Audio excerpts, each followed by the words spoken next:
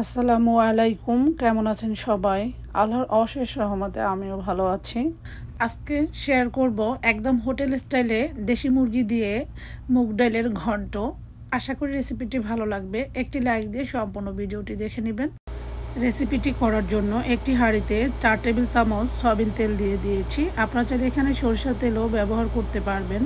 তো এরপরে তেলটা যখন গরমে আসবে ওই পর্যায়ে এখানে 5টি এলাচ মুখটা ফাটিয়ে এবং 3-4টি লং, 3-4টা গোলমরিচ, একটি তেজপাতা মাঝখান দিয়ে চিড়ে এবং 1 ইঞ্চি পরিমাণ 2 টুকরো দারচিনি দিয়েছি।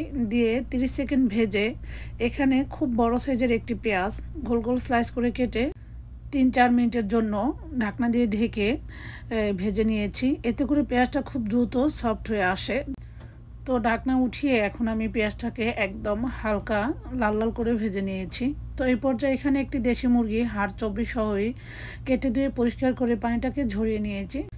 এরপরে মিডিয়াম আঁচে 5 থেকে 7 মিনিট মুরগিটাকে একদম ভালোভাবে ভেজে নিয়েছি।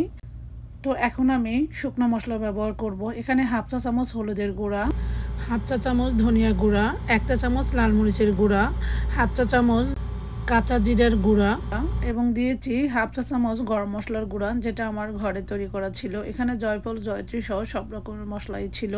তো এরপর মশলাটা দিয়ে আমি ভালোভাবে নেড়ে চেড়ে ঢাকনা দিয়ে ঢেকে প্রায় 5-7 মিনিটের মতো কষিয়ে নিচ্ছি। ঢাকনাটা তুলে এখন আমি খুব ভালোভাবে নেড়ে চেড়ে দিচ্ছি। দেখতে পাচ্ছেন মুরগিটা খুব ভালোভাবে কষানো হয়ে গিয়েছে। তো এইভাবে মুরগিটা আগে পেঁয়াজের সঙ্গে ভেজে রান্না করলে আমার হাজব্যান্ড খুবই পছন্দ করে, আর আমি সবসময় প্রস্তুত থাকি তার পছন্দ মতো রান্না করার জন্য। এরপর এখানে আগে থেকে আমি হাফ কাপ দেশি মুগ ডাল আগে থেকে হালকা তেলে ভেজে ধুয়ে ভালোভাবে পরিষ্কার করে রেখেছি। সেই হাফ কাপ ডালটুকু আমি দিয়ে দিয়েছি। দিয়ে আমি মুরগির সঙ্গে খুব ভালোভাবে নেড়ে চেড়ে নিচ্ছি। তো এখন চুলার আঁচটা কিন্তু একদম মিডিয়ামে আছে। তো এরপরে এখানে একটি টমেটো দিয়েছি ছোট ছোট স্লাইস করে।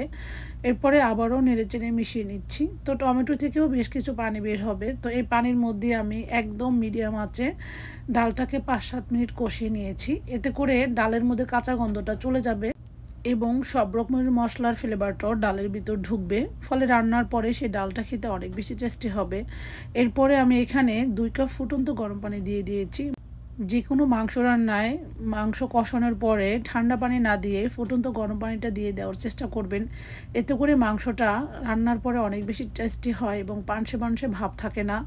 কারণ মাংসটা যখন খুব ভালোভাবে কষানো হয়ে যায় ওই পর্যায়ে ঠান্ডা পানি দিলে সেই মাংসটা শক্ত হয়ে যায়, তখন আর সেই মাংসটা খেতে ভালো লাগে না এবং সেই মাংসর মধ্যে একটি পানসে ভাব হয়।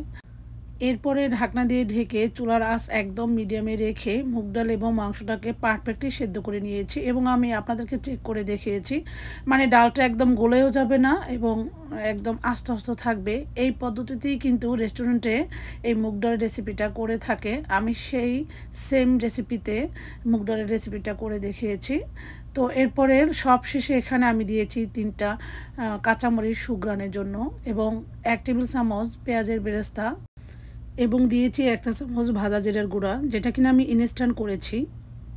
তো এটা দিয়ে আমি নেড়ে চেড়ে 1 মিনিটের মতো চুলার উপরে রেখেছিলাম। এরপর আমি সার্ভ করে দেখাচ্ছি। দেখুন আমার ডালের কালারটা কতটা লোভনীয় এবং ইয়াম্মি লাগছে। তো সবশেষে আপনারা এখানে একটু ধনিয়া পাতা কুচিও দিতে পারেন। তো আমি আর ধনিয়া পাতা কুচি দিলাম না এবং লাস্ট পর্যায়ে আবারও আমি পেঁয়াজের বেরেস্তা দিয়ে একটু সুন্দর করে সাজিয়ে নিচ্ছি। আশা করি চিকেন এবং মুগ ডালের রেসিপিটি আপনাদের কাছে অনেক বেশি ভালো লেগেছে। আজকের মতো বিদায় নিচ্ছি। আল্লাহ হাফেজ।